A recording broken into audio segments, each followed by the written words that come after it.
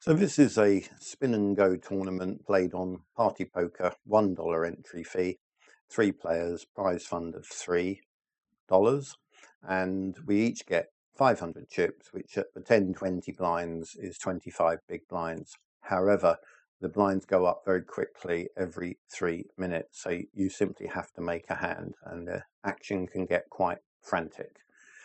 I have Queen 6 to start with, and I obviously decide to fold that. It's folded around. The next hand comes up. I have 7-4 in the big blind. There's a call on the button and a call here. I just decide to check my option and see a flop where I make second pair. It's checked to me. I check and it's checked around. Now there's lots of flush and straight possibilities here. I decide to play it cautiously and check, so does everyone else. And then another heart comes in and there's a bet. Well, I decide just to fold here and not contest it. It's called though by player 3, and player 1 is going to show up with a straight, but the flush wins over the jack of hearts. Next hand, I've got king 8 in the small blind, folded to me. I decide to call here and it's checked, and the flop comes down. Doesn't really help me too much. I check it. Player 2 checks. I check again.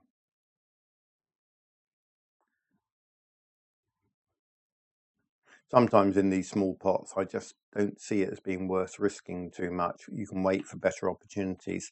Every chip is vital in this game, and we check it down and I win with king high. Pair of fives, I decide to raise all in here. These small pairs are sometimes better off just played very fast. You don't really get the odds to draw to a set like you would in deeper stack games, and that's my approach to it. So we move on to 5-7. All called. We all see a flop. Family pot, middle pair, but plenty of spades on board. I don't feel too much about mine. I fold it. Player 3 calls, and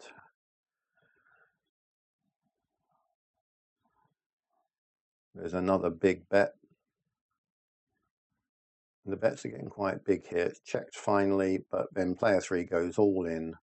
Player 1 calls, so we're going to see a big shift in chips in this, which gives him top pair, but 3 sevens. So player 1 is out of the game, and I think when that happens quickly like this, you obviously one player will have a lot more chips than the other. You can see that I'm out chipped by 2-1 here, so I'm not going to win this very quickly now. I'm just going to have to chip away and wait for my opportunities. We are very early on in the tournament. The blinds are still at 10-20, so we haven't changed yet. So we haven't had a reduction in our stacks because of the blinds going up. So I limp in here with the Queen 10. See what player 2 does, whether he decides he checks. Flop gives me middle pair, quite like that. I think it might be worth betting. And he calls. The next card relegates my pair to third pair, but it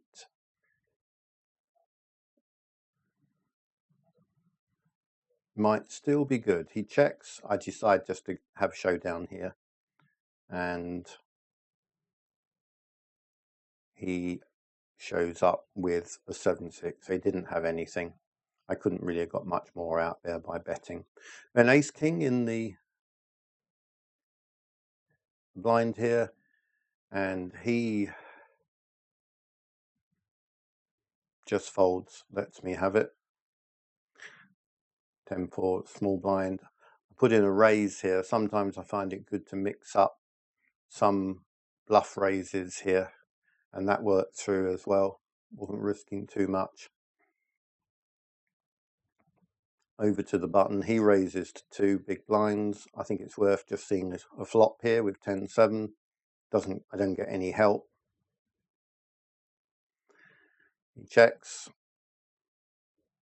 The flush comes in. I check.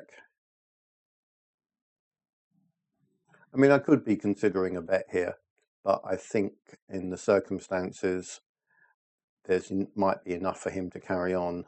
And I've only got 17 big blinds now, so maybe if I had a bigger stack, I would consider trying to bluff this. When the final card comes down, I check again. I haven't really got any even showdown value, so I'm sort of giving up here at this point. But amazingly, I actually win the pot with 10 high. Easy fold.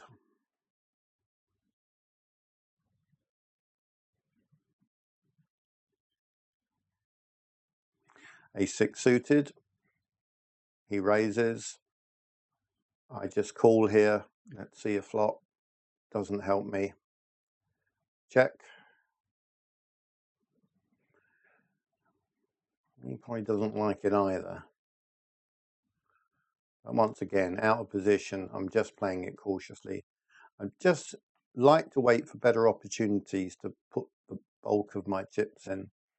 So that's been my strategy in these games. So Queen 4 in the small blind is an easy fold, I think. Not going to challenge for that.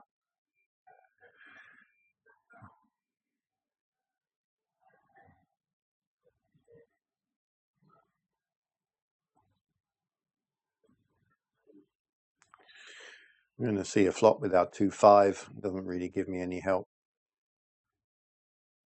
He checks.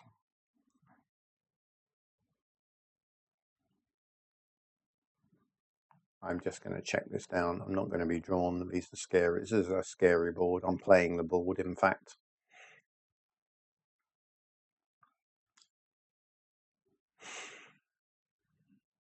Does he have anything? He has an 8. And he was probably never going to fold an 8 if I tried to bluff it. So with King-6 suited, I'm just going to call here. He checks. He's allowing me to play my hands. I've made top pair here. And I'm going to bet it after he checks. Calls. And I think I'm probably going to just carry on one more time, see if I can get it.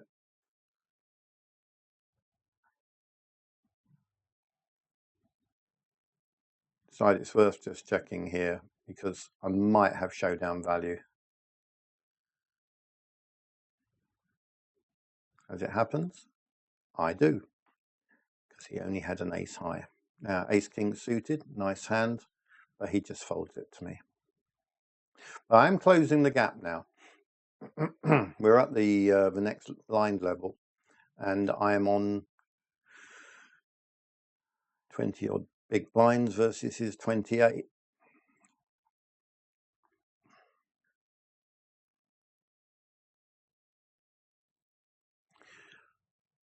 He just calls. I see a flop with Queen 7. Not going to raise this, just going to see it. 2 cards to help me with the flush. I decide to bet the flush draw with 1 big blind. Don't hit it on the turn. I bet again, just at 30%. He calls again, and I miss the draw.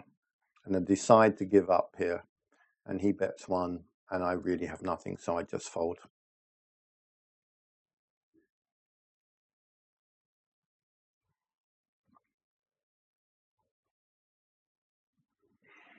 So 9-4 is an easy fold. Now the blinds have just moved, so I've dropped to 12.5 big blinds. So he's still got a 2-to-1 chip advantage. 5-2, not that great a hand, but I get to see the flop. Flop's not going to give me any help here. So I check. He checks 2. I think with his chip advantage, he could probably have played a little bit more aggressively to put me under pressure. Now he decides, I assume he has a high spade here, puts out 3 big blinds. I fold easily, I have no spade.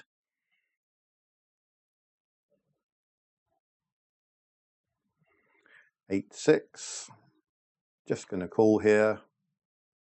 He raises, but just a min raise. So I'm going to call here, see a flop, miss it completely. He checks. I check back.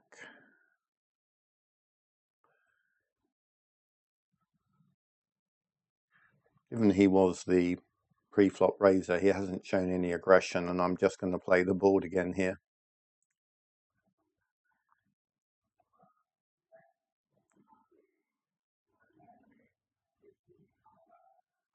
But he has an ace, so wins the hand. So I'm looking pretty crippled here. We pick up aces, so he raises. I am just going to slow play this because I really have to try and make this count and try and get a double up. Hope that he's hit something on that board.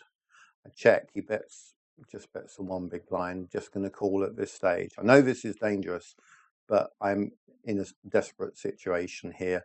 I've only got a pot size bet behind here, and I want to try and get it all in.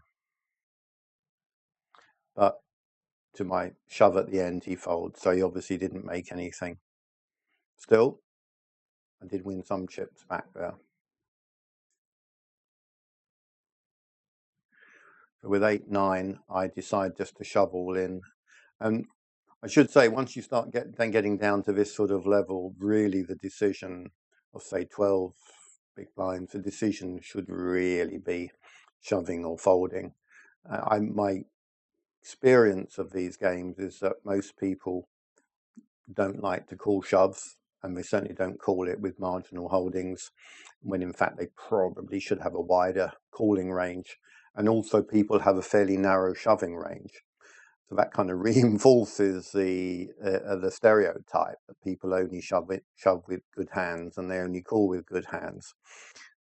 But in order to win these games, you have to shove with marginal holdings like 8, 9 in order to pick up the blinds as much as you can. And if you get called, you know, that's so be it. So he now min raises, and I just decide to take 1 card off because it's only one big blind. Again, bottom pair, so checks this one, and he checks back, so he should probably follow up. It's allowing me, if possible, to catch a card, so I decide to bluff this, and he calls again, and I check it down, and he bets. I think he must have made something, so I just fold. So once again, he's still got this 2-to-1 chip advantage, which I haven't been able to make any inroads in. 5-8 doesn't help my calls at all. So I am starting to get pretty desperate on 10 big blinds. So he lets me see another flop for free. Doesn't really help me. I suppose I have an inside straight draw here, but I'm just going to check it. Check again. He's really not putting me under too much pressure, and given his chip lead, he really ought to be making me pay to see all these free cards. Finally, he bets on the end, and I fold. I got to see all 5 cards without much cost.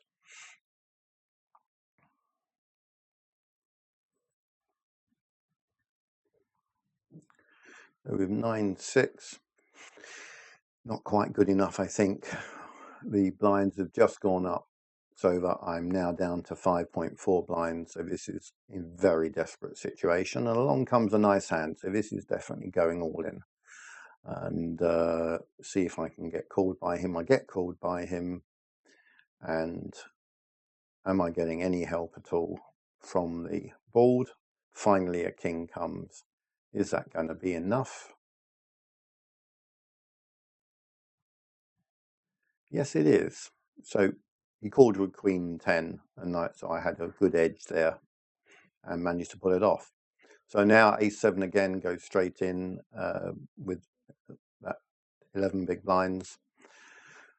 And now if you see how quickly things can change, because we're almost level now in chips, and there are only about 25 big blinds around.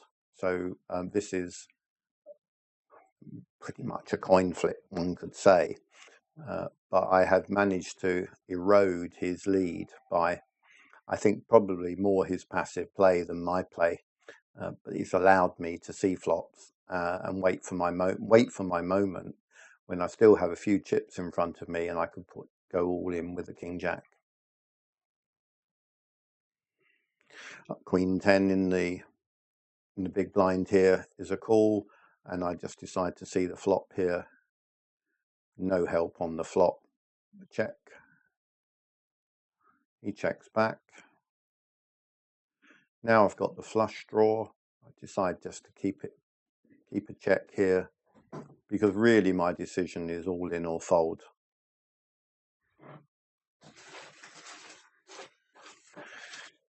And what does he have? He has made a pair of threes, so he wins this one, and the advantage shifts back to him again, folding the jack-7. So once again, I'm looking for an opportunity to get all my chips in. He folds. I think he's still waiting for a really good hand to play against me, but you just cannot wait for good cards here. You have to make it happen. King 9 is a definite all-in at this stack depth. So I once again, each time I'm winning the blinds, I'm adding significantly to my stack in percentage terms. It may not seem much, but in percentage terms, it's really quite significant. Get to see another free flop, no help, and he makes a small bet. I'm out of there.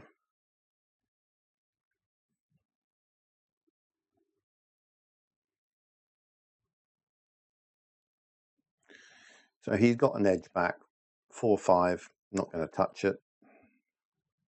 I'm really looking for high card hands, suited and connected hands, which I can actually shove all in with, like ace-2 of spades, which comes along, but he just folds that to me. So we are still just keeping this sort of 1.5 to 1 ratio here in stack depth. Fold that one.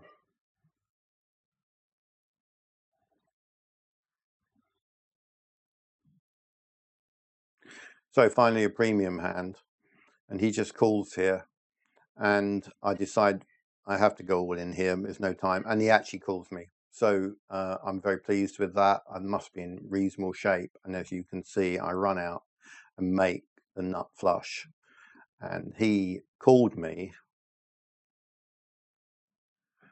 with ace-4. So I was a big favorite there to take that down.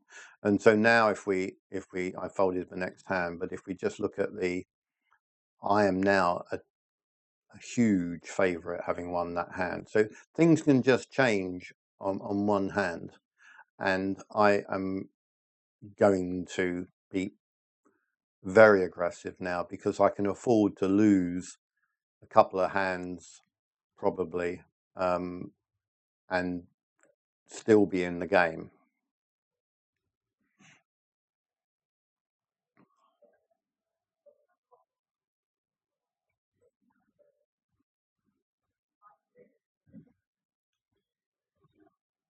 So he knows the score as well. He's got to go all in. I call with the 8-6, which is a very marginal call, but I think definitely worth trying to knock him out.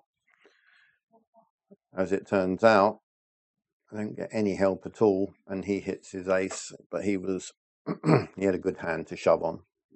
So we are going back to being quite close. Ace-3 again here, another good. High card hands like this are good to shove with at this stage. I've got a small advantage now, but it could all change if I lose the next all in. King 10 suited, well, this is definitely a category to shove. And it really isn't even worth seeing a flop with the stack depth. It's just get the chips in, make him pay for it. So, and take down the blinds.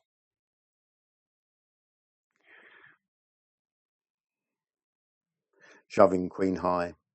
And he's obviously just waiting for a hand to come along, but you have to get your chips in pretty light when you've only got 5 big blinds. And I actually am getting a run of reasonably good cards here, but I'm all the time just shoving. I'm not letting him see a flop for free. And he calls off here, and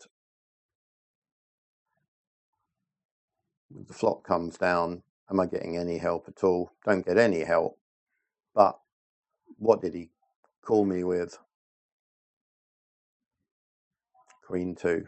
So I managed to take down the tournament. And that's the spin and go. And I think one of the lessons from the spin and go is once you start to get low in chips in terms of the stack size in big blinds, you really have to be considering a very aggressive route. And if you bust out, you bust out. Just fire up another one and play it. They are short tournaments, and there is a lot of luck involved and a lot of variance involved. But I think, as you saw there, that my opponent squandered a big chip lead by allowing me to see flops, keeping me in the game, allowing me to get often to the river without putting any extra chips in when he could have put a lot more pressure on me. And ultimately, he paid the price for that. Hope you enjoyed watching that. Look out for more content from the smallest game in town. We'll be doing variations on these. We're going to do some online cash game stuff. We're going to be doing some probably highlight hands from tournaments and things like that, just to mix it up with the live games that we show you. Thanks very much for watching.